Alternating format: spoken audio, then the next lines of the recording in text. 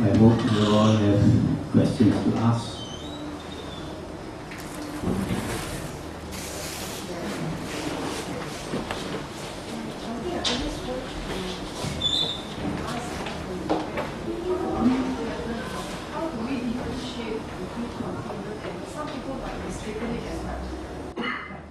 Don't do anything, this is, like they don't do their best, striving.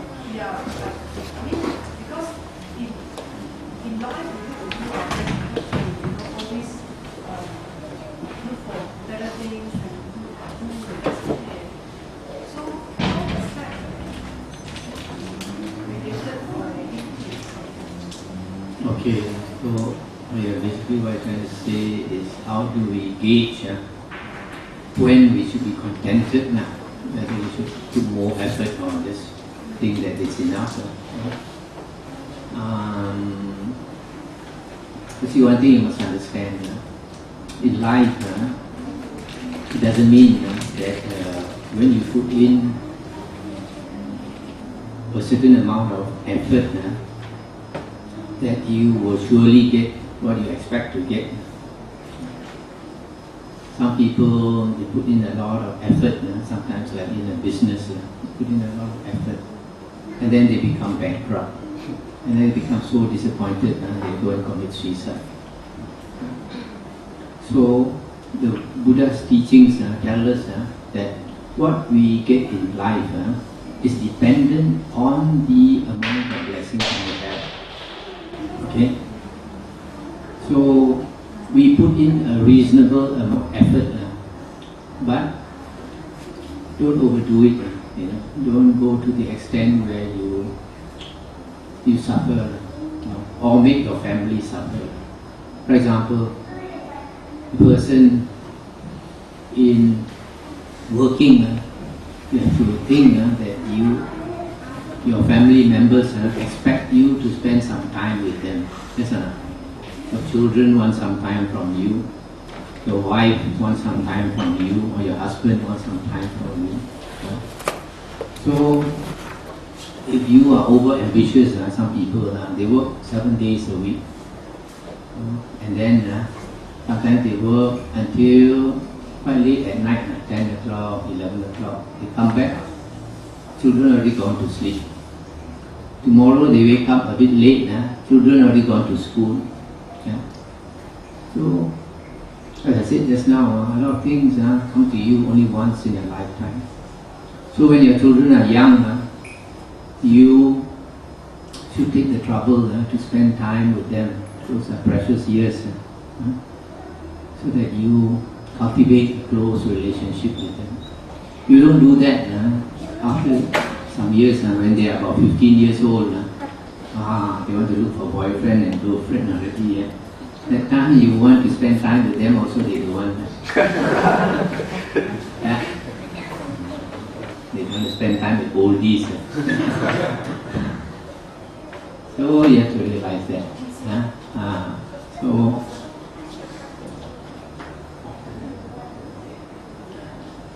So don't overwork.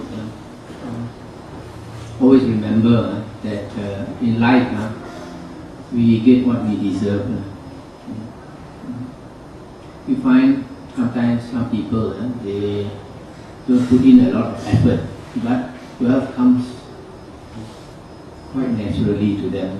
That's because of their good karma. Just now I mentioned when I was young, I never studied. So I used to see in primary school my friends, number 1, number 2 on the list. I don't know where I was. But in the end, after school, I was one of the few who went to university. Those who came up, number 1, number 2 and all that, many of them I didn't see them. Then I started to think, how come? They're so smart. Then after I come to Buddhism, then I realized, all this karma. If you don't have that karma, you put all the effort. Boleh. But would it be too dangerous to say that? Then a lot of people will say, oh, karma like No. I mean, you have to use your wisdom. Of course, if your son is smarter than you, then they say, I don't want to study, I don't want to do homework, my karma will decide what.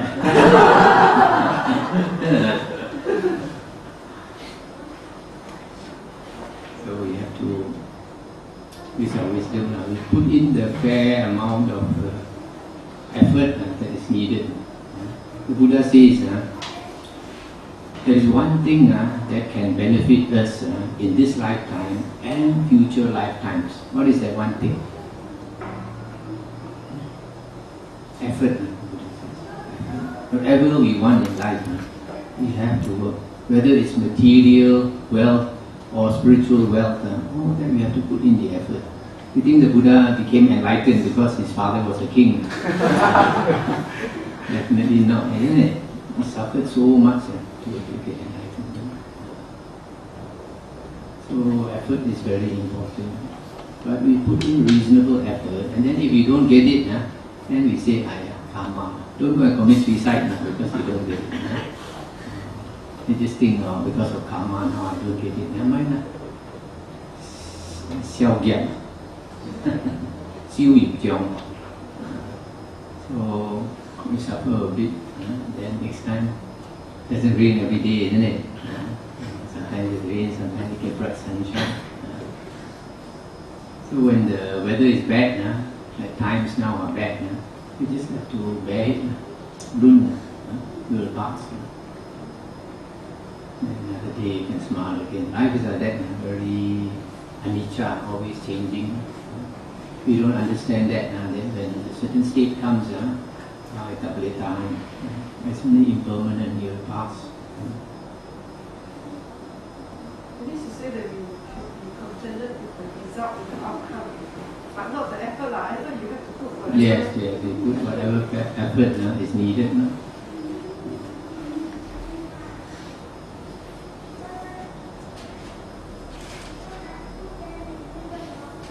Can I ask a question? When the person do good deeds, they collect merits. But the merits go away if someone pay them for the service. When the person do a good deed because she wants to help someone, and with this good deed she should receive merits.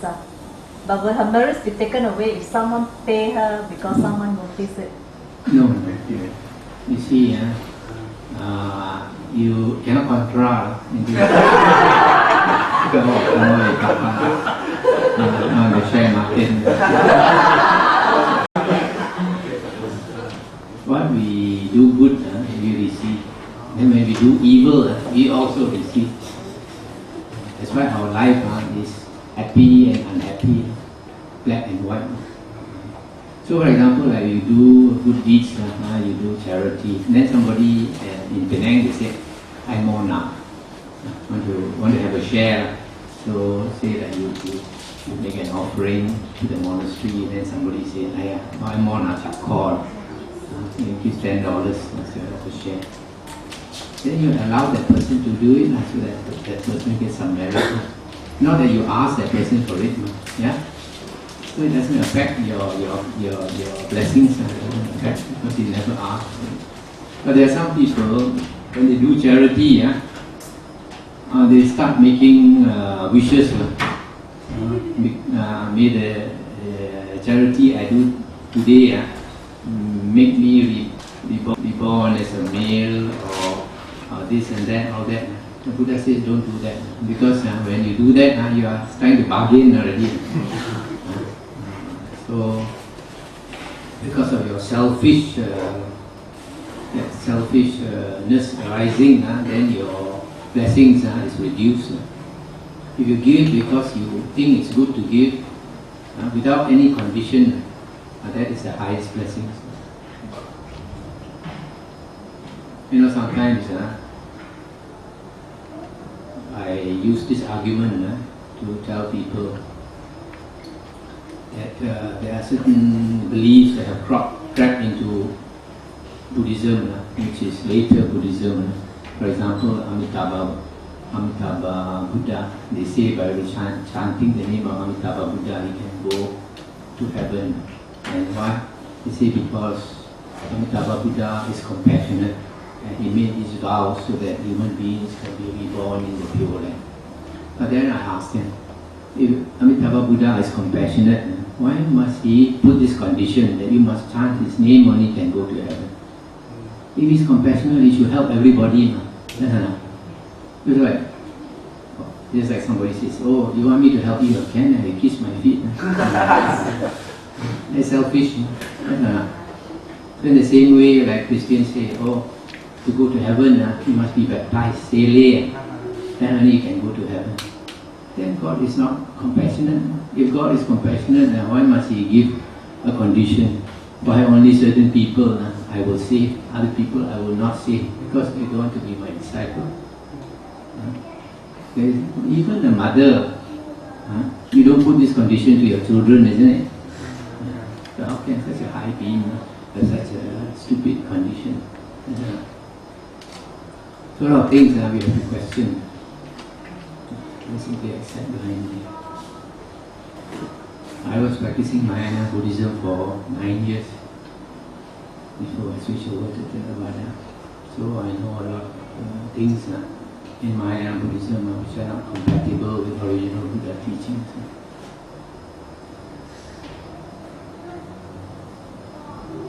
So there's no such thing as Chinwanga.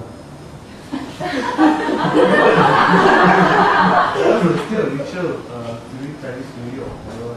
You still see Buddhist temple doing that. I think that is because of In the Buddha's teachings, Chinwanga is not so simple.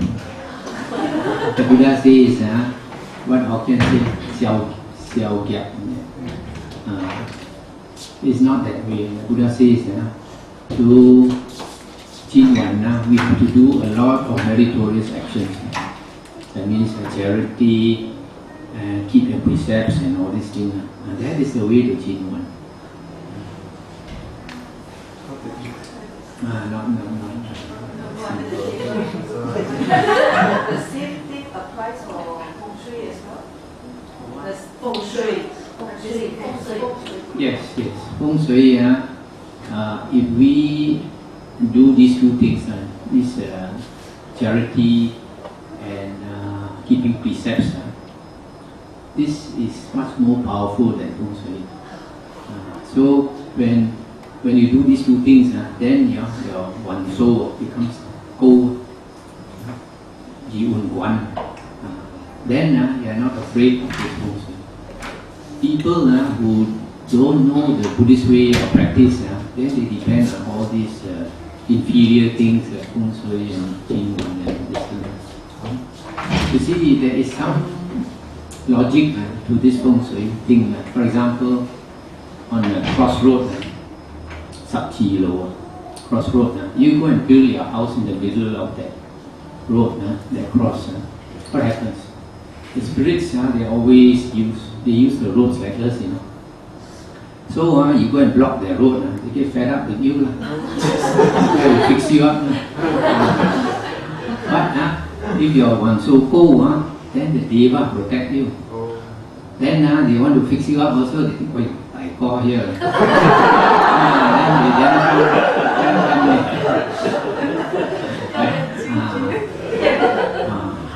So actually, the more precepts you keep, the more you have these devas looking after you. It's an Indian belief. Every precept you keep, you will have this, what do you call it, Ufat San. Looking after you, Ufat Sin. So the more precepts you keep, you're more safe. That's why you see like some good cultivator monks, they go deep into the forest by themselves. Where when you are alone in the deep forest, you can meet a lot of fierce yakas, devas, and you can also meet a lot of fierce ghosts. But when they look at you, they know your mind state. You cannot fool them. Straight away they know your mind state. So they know you have a lot of merit. They are not fooling around with you. Because they suppose I'm a very virtuous monk, I go to the deep forest and practice, and then this yaka comes and kills me. What happens? I become a bigger yaka than him. Then you think he's not afraid of me.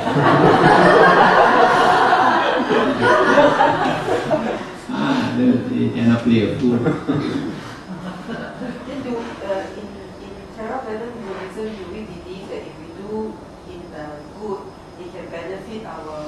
next generation as well. Yeah. You see, sometimes people say, oh, this family, grandfather met, the grandson also met. But sometimes they don't know, the grandfather is reborn as the grandson. But when they're together, I mean, they're still alive. Sometimes it's a joint karma. They did something evil in the past together. That's why you see sometimes a family, they are burned alive by the house, some arson or something. Somebody burned the house, the whole family is killed. Maybe they have this bad karma together. People do the graveyard thing, make it benefit the next generation as well. So the grandfather and the grandson together. 这个高度比盖师傅的高低的是吧Bante, how about the children at a young age that pass away in the cruel way? Can we say that that is their previous bad karma? Yes. You see, like sometimes some children, very young, they have cancer. How to explain? So they just have karma. But like what I explained to my relative, they say, Lucia. Yeah, I say that, this perhaps is their previous bad karma, so that they have this cruelty and that. So that Because a lot of people don't believe in rebirth. That's why they... So when their reaction, I keep my mouth shut. I dare not say anything. But in Buddhist countries, because people believe in rebirth, sometimes when somebody dies, they put a mark on the body. Somebody told me recently, wrote the name. The father's wrote on the son. And after some time, the neighbor gave birth to a baby, and he went to check. The name written there.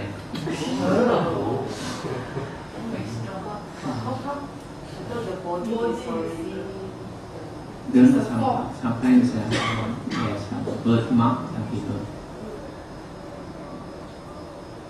Okay, ghost supposed to be real from. I mean, born as a human is better real. Then the ghost is supposed to be real. How come the ghost can be powerful sometimes? You see the haunted house they cut off. Yes. Wait, how come they got the power? It doesn't mean that they are in the ghost realm, that they not tell you. For example, the tiger can eat you, but it's in the woeful place. Yes or not? But because our karma is good, we can tame a tiger, we can tame an elephant also. So when you come to a situation like this, you really go to, say you come across a haunted room or whatever, what should you do? When you meet this kind of spirits, you don't go and fight with them, you don't quarrel with them. Make friends. Last time, sometimes I go and stay in caves, very dark caves. So I make friends with the spirits there. I don't ask them to leave me. I tell them, I come here to practice meditation. Don't tell me, please. Don't show your face also.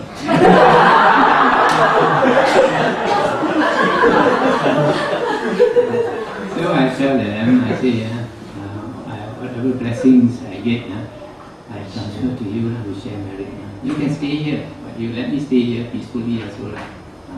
So live and let live. So they never disturb me, never show their face.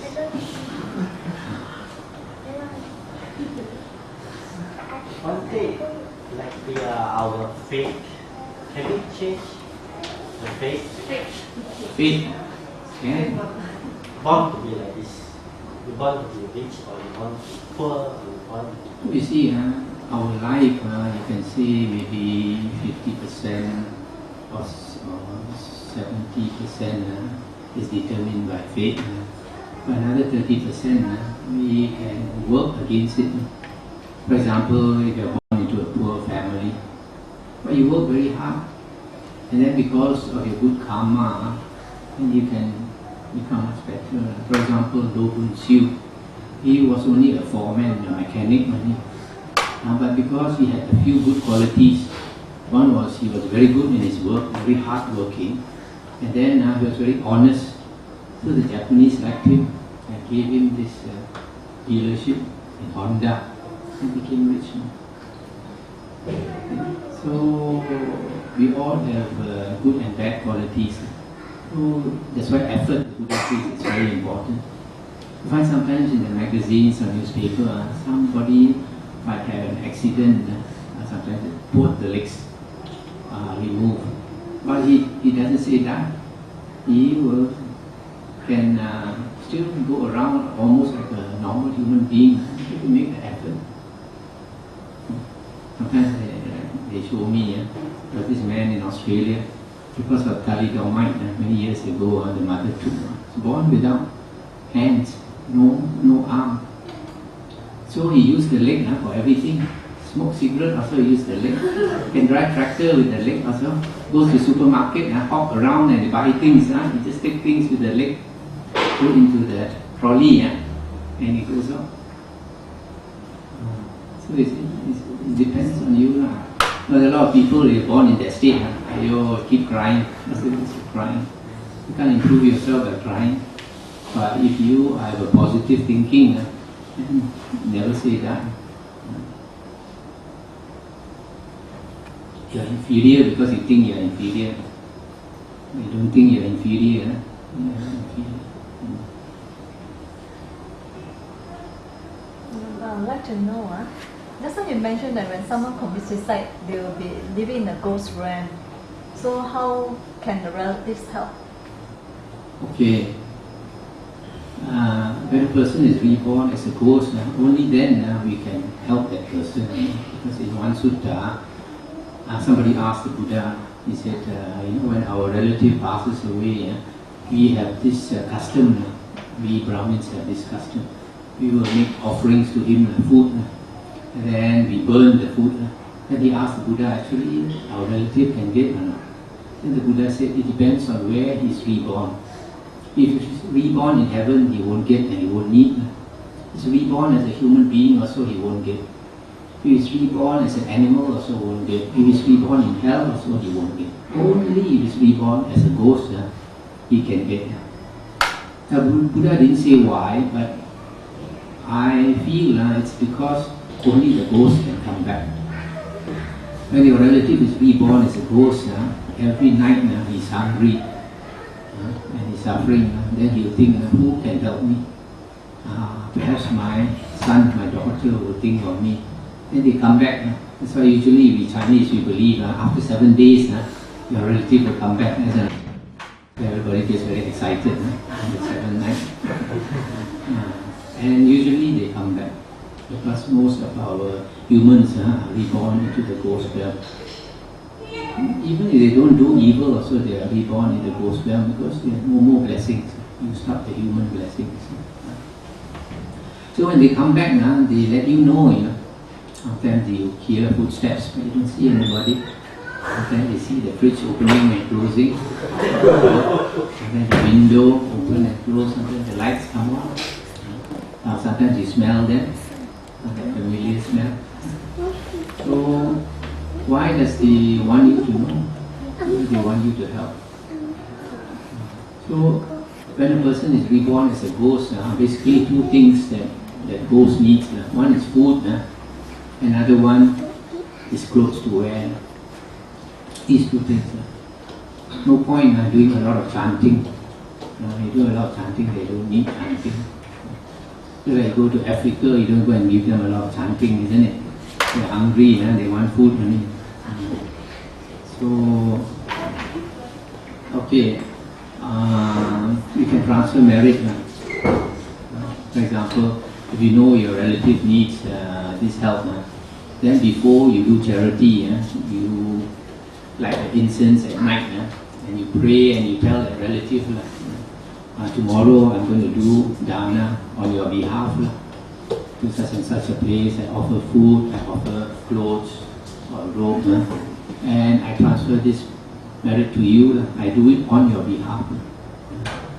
So you tell the relative, so after that you go and do the dana, and then at night, again you tell the relative, now I've done the dana, the blessings are transferred to you. Many years ago, I had a supporter in Penang. He had not come into Buddhism, even though his wife had come into Buddhism. Then later, because he nearly died, then he changed, then he came to the monastery. And he started to talk to me and asked me a lot of questions about Buddhism, and slowly I taught him the Dhamma. And not long later, on Chinese New Year day, the sister came back from Kuala Lumpur to Penang, went to the mother's old house and the old wooden house. Then when she came back home, a ghost entered the body and started to talk and asked for the brother, called out the brother's name, said he is looking for the brother, that he's suffering, he's hungry and all that. The mother got a shock. The mother asked him, who are you? Then he said his name, actually is the son, another son. 10 years ago, this son, 20 something years old, used to mix with bad company, used to drink liquor and join this bad company, and one day he was coming back on a motorcycle, half drunk, he got run over by a lorry and killed him. So now 10 years later, he came back looking for the brother. So the mother got frightened. The mother told him, you go back, wherever you came from, you go back. So this ghost saw the mother can't help him, so he left. So later this man told me, so I told him, you see, your brother didn't look for you for 10 years. Now you become a Buddhist, your brother comes looking for you. Why? Because of hope, Previously, he became looking for the brother, so the brother don't know how to help him. Now he knows the brother can help him, so he comes back. So I told him, you every night, for 3 nights in a row, you light the incense, you tell your brother that you're going to the temples and make offerings for these monks, the sangha, or food and robe or cloth, and you transfer the merit to him. So he did that. And after that, he went to a few temples and offered food and robe, and after that, no news from the brother. You said they're hungry, how do they get the food? Everything is mind-made. If you really believe in something, it's real to you. So, you see, for them, they don't go to somebody they don't know. They only go to the relative that they expect help from. That's why. So, when they come to you expecting help, and you do that deed and you transfer to them, they actually get it. Because they believe that they're going to get it. I'm told this power of the mind is very powerful. They do this experiment where they hypnotize somebody, and then in that deep sleep state, this psychiatrist tells that person, I'm going to touch your arm with a red hot iron. And then he uses a pencil and touch him, but he gets burned because he actually believes that it's a red hot iron. So our mind is very powerful. So our mind is negative, we always have all these negative thoughts, and to us it's so real. But if your mind is positive, then you become happy. What's actually my hungry ghost actually? You see, they always feel after that he die or she die, you see, he still always mean that still own a lot of things, or maybe how. What is the actual definition by hungry ghost? This hungry ghost, people like to use the term hungry ghost, maybe because of Chinese translation. But in the early Buddha discourses, I only talk about petas and ghosts. But ghosts, there are many types. Just like humans, we have many types. So generally, ghosts, from what I hear other people tell their experience with ghosts, most of the time ghosts look just like us. They look very ordinary, even with clothes, wearing clothes and all that. One difference, you don't see the feet touching the ground. But then there's one type of ghost with long teeth. One man told me in Penang one night he was driving back around midnight. The road was deserted. Then he saw one lady wearing white walking alone. And he thought, very strange, how come a lady walking alone? I remember people said this stretch, sometimes people have seen it's haunted. And he also remember people say that the feet don't touch the ground. So he said, he decided he drive slowly to see. So he drove slowly, then he was observing, really, the feet not touching the ground. At that time the ghost turned around and looked at him. Then he saw the two teeth too long. He drove quickly back home and he said his leg couldn't stop shaking for about 2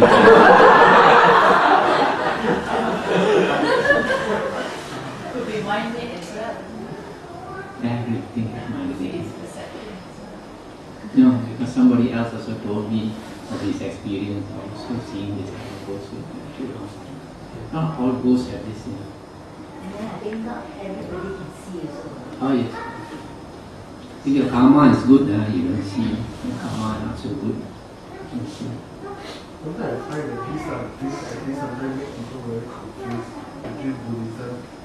Like people like the Taoism, they say they see that like what we just talked about ghosts, and then people they talk about ghosts and things like that. So this is what some of the Taoism believe in.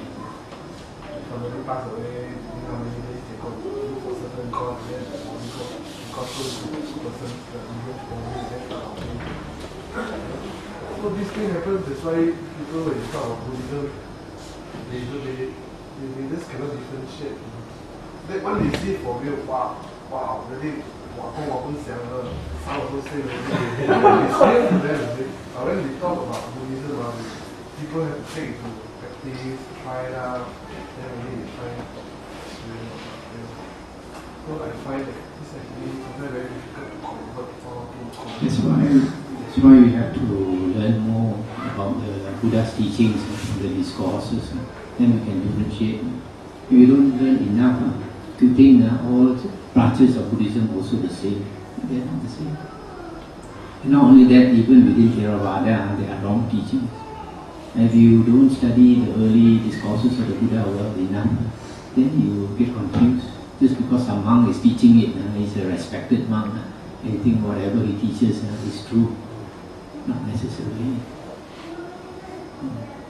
The Buddha already predicted, the Buddha said in the future there may be a monk who is very renowned, and he may have a large gathering of disciples, monk disciples, nun and lay people disciples, and he might be very learned in the scriptures, and he might have been a monk for a very long time, and in spite of all these qualities, the Buddha said that he still can have a wrong view.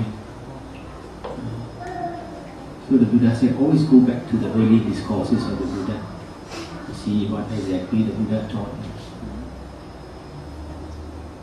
So this thing is not only Taoism, even other religions, there are certain religions, we have things in common, like Buddhism and Hinduism, have many things in common, much more things in common than with Taoism. Blessing equals to merit, and merit is equals to karma. Karma is intentional action, and it means good karma or bad karma, or neutral karma. Okay? But blessings and merit are similar, but blessings and merit, there are two types. One type is worldly blessings or worldly merit, and that comes from doing these two things, charity and keeping precepts, sila, and dana and sila. Now these two things, if you take care of them, you will have a good rebirth, and you will have a good life in your future rebirth. And that is worldly blessings. But there is another type of blessings which is not worldly blessings, but spiritual blessings or transcendental blessings. That is the type of blessings that will get you out of the round of rebirths. And that comes from doing two things. One is studying the original teachings of the Buddha and practicing samatha meditation.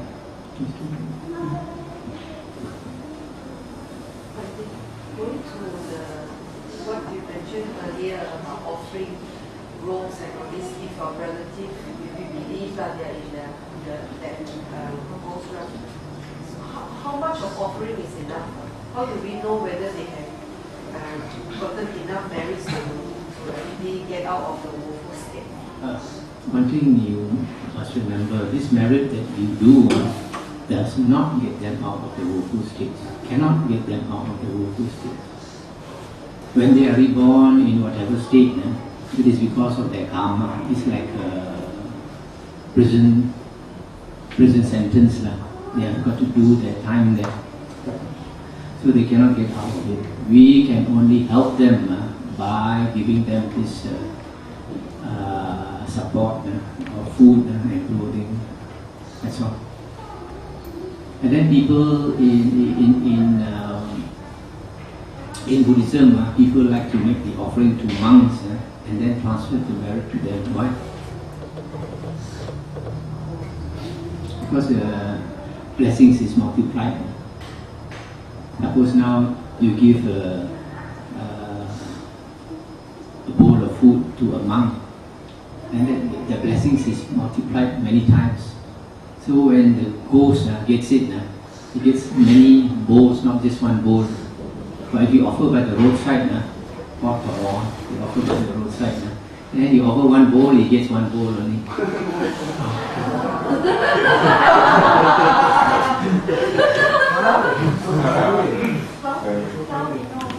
Buying good share,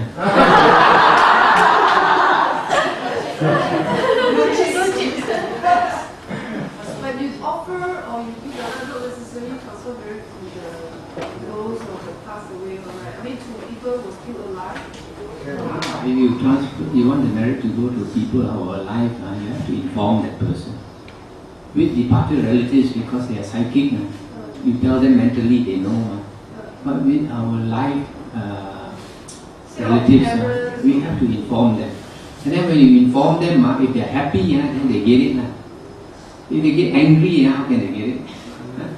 Some of them are stingy. They think, my daughter wasted this money. They've given me the money, I could have bought so many things. Then you won't get much. Maybe after you do it, you have to inform them. Either before or after.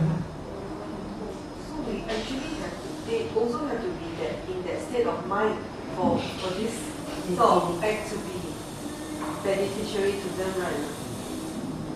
So wouldn't this be the same, like the earlier example when they mentioned, Bhante mentioned about Amitabha, why is it that people have to chant?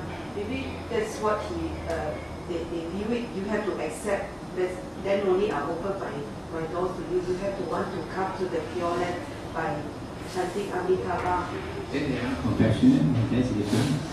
If you say you claim that super being is compassionate, then he wants to help everybody. Why must he only? This is our normal human thinking. You are my kind only, I want to help you. You're not my kind, I don't want to help you.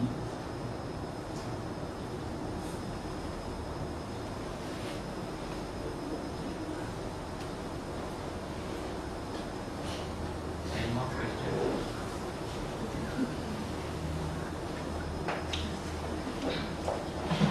What about those reborn in the hell realm?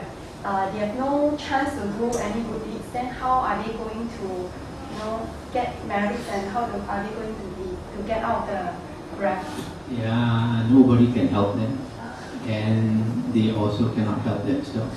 They have to suffer enough to repay the evil deed that they have done. And the Buddha says, when you are reborn in hell and you are suffering, you will know exactly why you are in hell.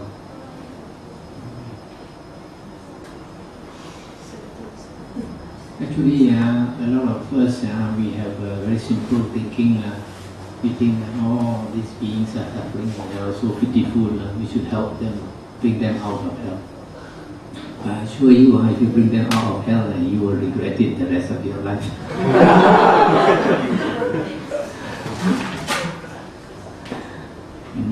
You will rape your daughter, they will kill you, kill everybody. That's for that reason they are in hell. So these people, you teach them the Dhamma, they are not going to listen. It's because they are not going to listen, that's why they have to suffer. You think hell is not necessary, why should there be hell? In this world, because hell is necessary, that's why there is hell.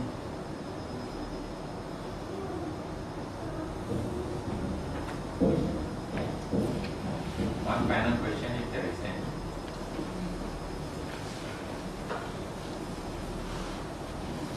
Sometimes our thinking can get very distorted. You see, like some people think, oh, Devadatta, he tried to harm the Buddha, but actually he's helping the Buddha, because by trying to harm the Buddha, then the Buddha becomes better off. So they call him a Bodhisattva, and they say he's gone to hell, but he's not suffering. There's no such thing. In the suttas, when the Buddha said that Devadatta has gone to hell, even some people also found it hard to believe. Because at one time, Devadatta practiced so well that he had psychic power. So when they didn't believe, this news came back to the Buddha. And the Buddha said, how can they not believe when I said that Devadatta is evil and Devadatta has gone to hell? The Buddha said, just like a man has fallen into a shithole deeper than a man's height, so that his whole body is covered with shit. There is not one spot on his body as small as the tip of a hair that is not covered with shit on his body. So much so that if somebody wants to pull him out, even to find a spot so small to pull him out that is without shit, pull him out the shit hole. So he said you can't find. So the Buddha said in the same way, Devadatta is all evil. There is not even one little bit of goodness in him. That's why he has to go to hell and suffer for a world cycle for so long. You see, sometimes people can distort and their thinking is not straight. Go this way. It's like recently one lady in Vienna, she phoned me. She said her house was burgled. And then a few days later, the neighbor's house was burgled. So they were all very upset. So they formed a committee and they called the police to come and have a dialogue with them. And then one Buddhist friend told her, oh, you cannot do this thing, or this is bad karma. After it's not good for the teeth. So I told him, this is warped thinking. I said, this is good karma, you do more of it. They're helping so many people, organize all this, isn't it? Benefiting everybody in the Dhamma. How can you see it like Dhamma?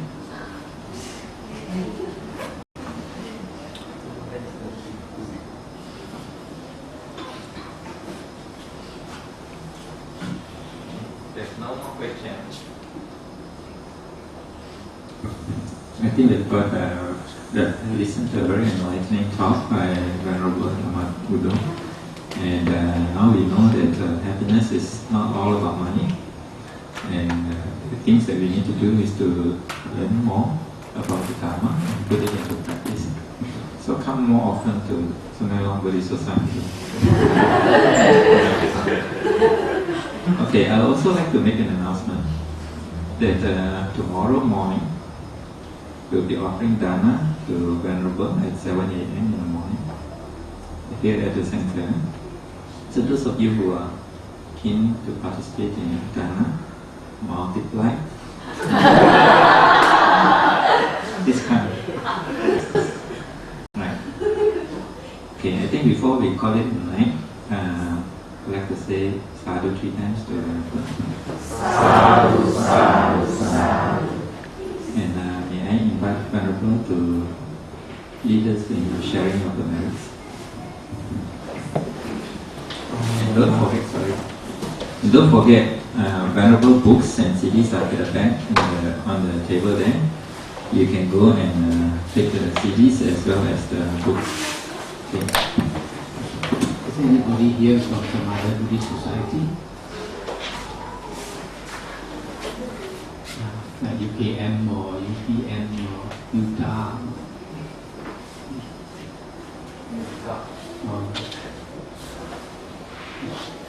We think about beings, share the merit together. Itavata Cha'am Hehi Sambatang Punya Sampadang Sabe Deva Sabe Buddha Sabe Sattva Anumodantu